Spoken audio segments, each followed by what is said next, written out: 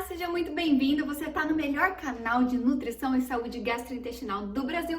Meu nome é Malu de Carvalho e o tema do nosso vídeo de hoje é 5 causas mais comuns para inflamação. Primeira coisa que a gente precisa entender é o que é inflamação. Inflamação é um mecanismo de defesa do seu corpo, tá bom? Então, um exemplo prático.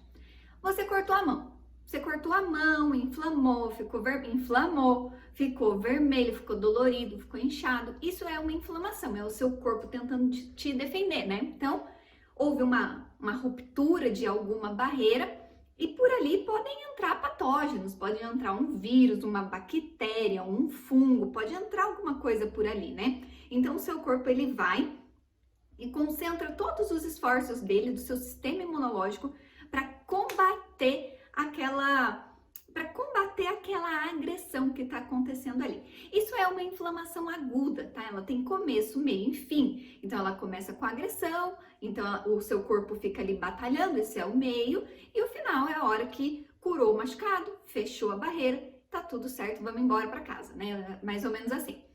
Só que a gente tem uma inflamação que não é aguda, é uma inflamação que é crônica. Ela existe e ela é um problema bem silencioso nos últimos tempos e que tem trazido muitos problemas para a grande maioria das pessoas, porque não é falado e também, quando ela começa a acontecer, essa inflamação crônica, você não percebe que ela está acontecendo. Para você perceber, na verdade você vai perceber as consequências dela ter acontecido ao longo dos anos, você vai perceber isso depois de muito tempo. Então, às vezes, você tá sob uma inflamação crônica agora e não sabe, não percebe. E eu quero te contar as 5 causas mais comuns da inflamação crônica para que você possa identificar se essas causas estão acontecendo com você e você conseguir combater isso antes que essa inflamação comece a te trazer problemas grandes, ok? Então, vamos lá. Então, a causa número 1 é o estresse prolongado, tá? O que está acontecendo, então? Imagina assim, estresse, ele não é só físico, né? Não é só, aliás, ele não é só psicológico. Muitas pessoas pensam assim, eu tô muito estressado, eu tô cheio de boletos, eu tô muito estressado, meu chefe briga muito comigo, eu tô muito estressado, eu tô tendo problemas em casa. Sim, o estresse psicológico, ele é um fator também inflamatório, só que o estresse, ele pode ser físico, ele pode ser biológico, ele pode ser químico, e eu vou te dar alguns exemplos aqui. Então, o estresse psicológico, eu já falei, né? O estresse psicológico pode ser seu chefe que briga com você, um problema que você está tendo em casa, boleto chegando debaixo da sua porta, desemprego, pandemia, né? Tudo isso pode desencadear um estresse psicológico em você, ok? Ok. O estresse físico, ele é causado muitas vezes por um excesso de exercício físico extenuante, tá? Pode ficar tranquilo que se você não corre o Ironman, se você não é um atleta de ponta, de elite, dificilmente você tá sob estresse físico por conta de atividade física, tá? Então não vem com a desculpa de falar assim, eu não vou fazer exercício, eu não vou pra academia, eu não vou fazer nada, porque eu posso estar no estresse crônico. Esquece, não é, tá? Quem tem estresse prolongado, assim, estresse físico, crônico, é atleta de ponta, tá? Então, um tipo de estresse físico. Outro tipo de estresse físico. A pessoa sofre um acidente, se machuca muito, então o corpo dela tá todo inflamado, o corpo dela tá tentando se defender ali, ela se ralou demais ou ela se queimou muito, né? Então, existe um estresse físico também provocado por lesões. A gente tem um estresse químico também. Esse estresse químico, ele pode vir, por exemplo, de pesticida, então a pessoa consumiu muito agrotóxico e aquilo foi um fator que desencadeou uma inflamação dentro dela. O estresse químico, ele pode ser por conta de contato com metal pesado, principalmente pra gente que é mulher, né, que a gente pinta o cabelo e tem contato com tinta, que tem chumbo, a gente usa maquiagem, essa maquiagem vem com muito alumínio na maioria das vezes, a gente tem esses estresses químicos, né, então ali causados por excesso de agrotóxicos, até mesmo pela tinta da parede da nossa casa, que contém metal pesado. Então, ou pessoas, né, que trabalham em empresas químicas que tem muito contato com isso. Inclusive, eu conheci uma moça uma vez que a gente não estava conseguindo entender muito o que ela tinha. E, na verdade, ela trabalhava numa empresa de plásticos, né? E aí isso já trouxe mais uma luz do que poderia estar acontecendo. Fora isso, fumantes, né? Pessoas que bebem muito álcool. Então, você sempre está mandando algo químico para o seu corpo. Isso não é muito legal, tá? Então, a gente tem o estresse químico. A gente também tem o estresse biológico, tá? Esse estresse biológico, ele pode ser causado, por exemplo, por uma infecção viral, tá? E o Covid, né? O Covid, ele causa uma inflamação muito grande nas nossas células, no corpo inteiro. Então, uma infecção viral, uma infecção bacteriana, todas as vezes que você pega ali uma infecção por comer, uma infecção alimentar, por comer alguma porcaria, você tem uma reação imunológica, tá? É um estresse também biológico, porque você está sendo atacado ali por algum tipo de patógeno, né? Então, existe também o estresse biológico. Esse estresse também pode ser causado pela alimentação e por alergias alimentares, por intolerâncias alimentares. Então, você é intolerante, por exemplo, à lactose e fica jogando lactose dentro do seu corpo o tempo todo, você está causando um estresse. Tá? E a raiz dessa inflamação, o que que é? Uma liberação exacerbada de um hormônio que é produzido lá nas nossas glândulas adrenais. As nossas glândulas adrenais ou suprarrenais, porque elas estão acima do rim, são glândulazinhas, elas ficam apoiadinhas em cima do rim e elas liberam cortisol, que é o hormônio do estresse. O cortisol, a gente chama ele de hormônio do estresse, mas é assim, é um preconceito com o coitado, porque a gente precisa do cortisol para viver. A gente precisa do cortisol para acordar de manhã, por exemplo. Então, quem desperta a gente de manhã é o cortisol também. A gente precisa do cortisol para a gente ficar um pouco mais acelerado, mais focado, para a gente fazer as atividades do dia a dia.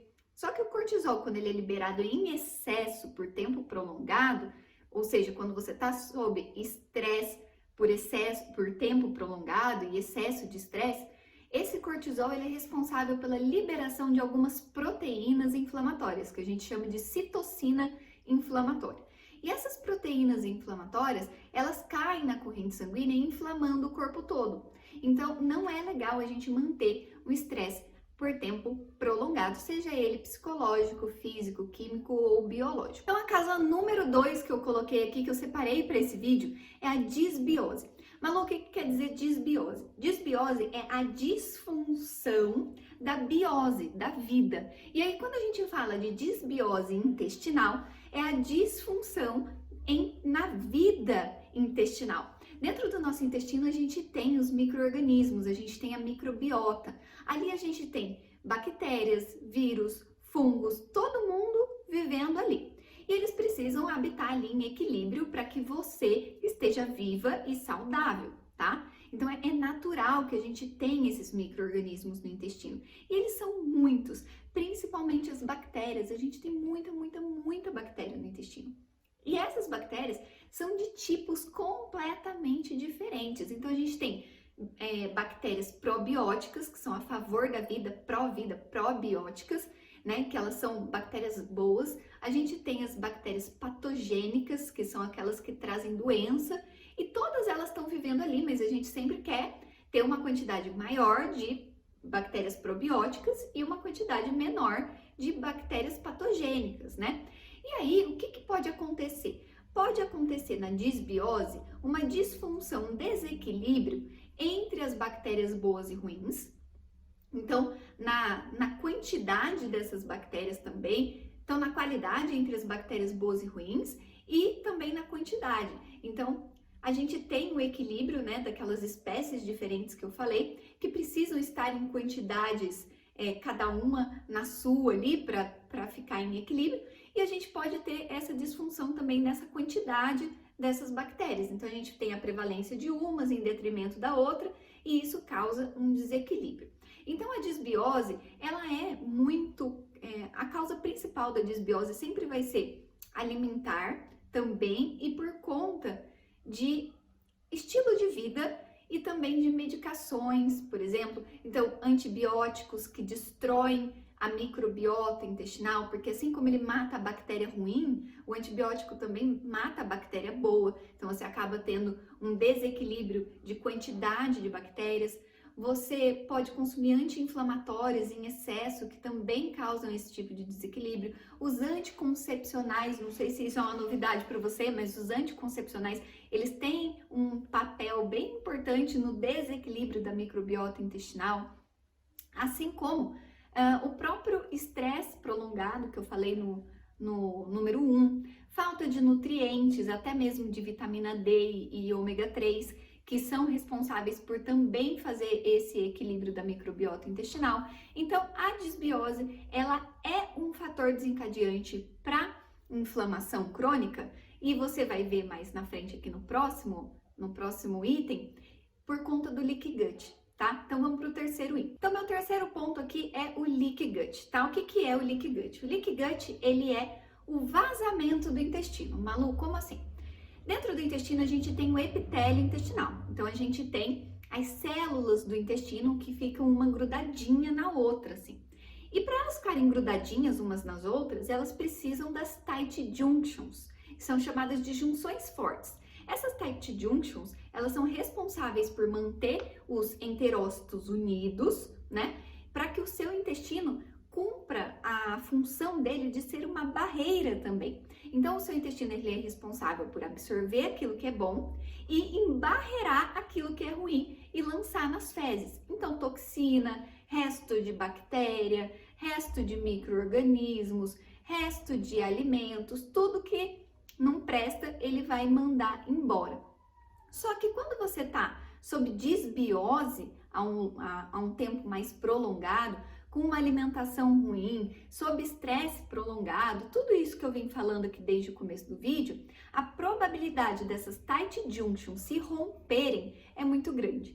E aí, quando elas se rompem, o que acontece? A barreira intestinal começa a ficar cada vez mais permeável, deixando passar para dentro da sua corrente sanguínea aquilo que a gente não quer. Então, começa a passar toxina, começa a passar bactéria, começa a passar resto de bactéria morta, e tudo isso na sua corrente sanguínea ativa o sistema imunológico no corpo inteiro.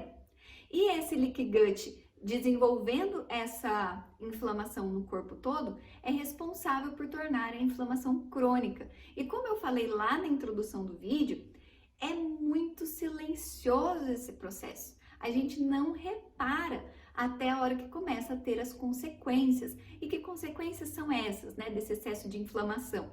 Um estresse oxidativo maior, ou seja, as células começam a morrer mais rápido, neurodegeneração, então as pessoas começam a ter mais demência, mais Alzheimer, mais Parkinson, doenças autoimunes, então fibromialgia, artrite reumatoide, psoríase, doença de Crohn, doença celíaca, hipotireoidismo de Hashimoto, tudo isso começa a acontecer por conta de um gatilho inflamatório que começou lá dentro do seu intestino. Então, o leaky gut, ele é essa ruptura das tight junctions, das junções fortes entre as células do intestino, fazendo com que ele fique muito permeável para a passagem de toxinas que a gente não quer, liberando inflamação na corrente sanguínea. O ponto 4 é a má alimentação. Então, se a gente pode falar de um vilão em todos esses aqui, de uma base, de uma raiz, é a má alimentação.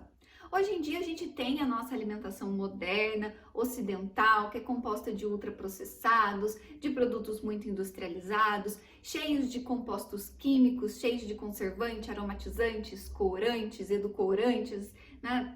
Tudo mais, né? Edulcorante e adoçante, tá?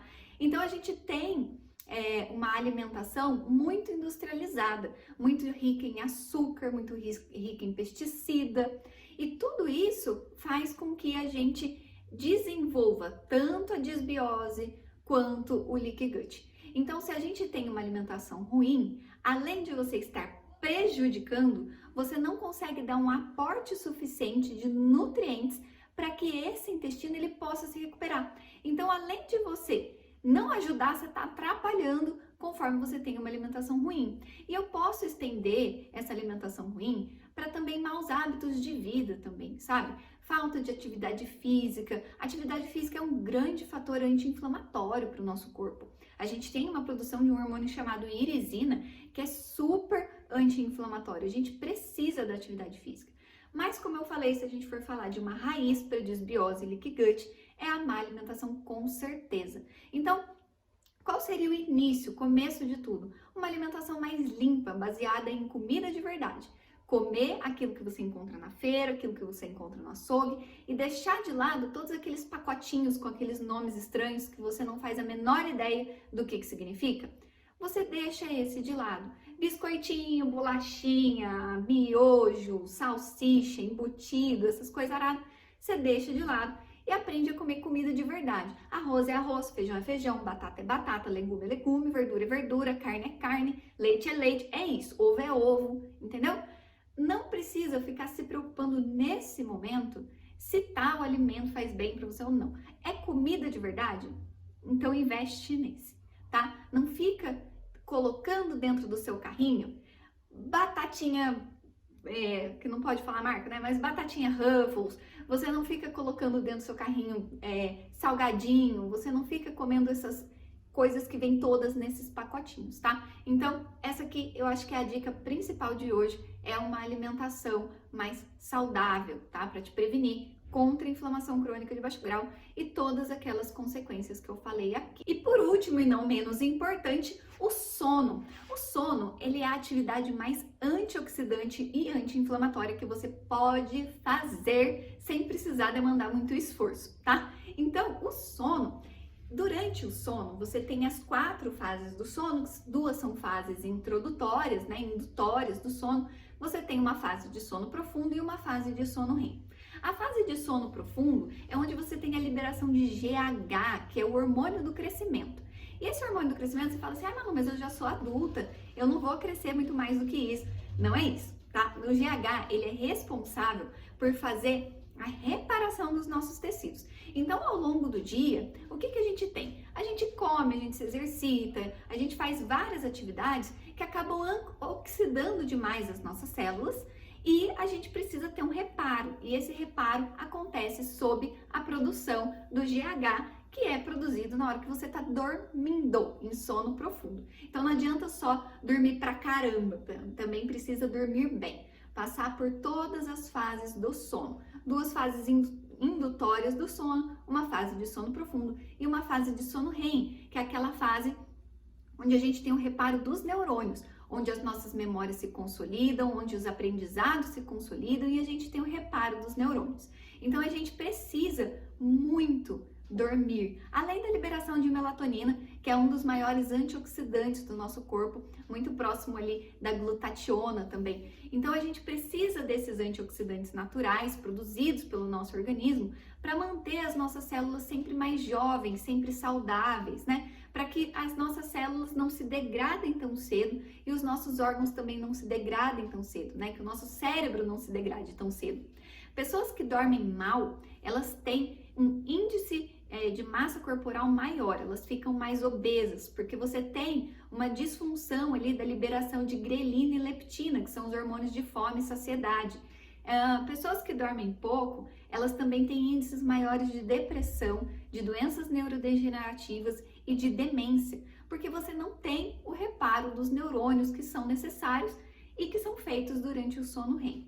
Então, se tem uma atividade aí que precisa ser bem regulada, é o sono. Já que você chegou aqui no final do vídeo, eu vou falar para você se inscrever. Não deixe de se inscrever, não esquece de se inscrever. Você clica aqui, ó, no inscrever-se e clica aqui em cima no sininho para ativar a notificação do canal para você saber quando chega vídeo novo. Curte também o vídeo. Cada etapa dessa que eu peço para você fazer e que vários youtubers pedem para vocês fazerem é porque nos ajudam no engajamento do canal. Então, se inscreve, clica no sininho, curte e compartilha esse vídeo, porque eu tenho certeza que vai ajudar muito mais pessoas. Muito obrigada por ficar até aqui, um beijo e até a próxima!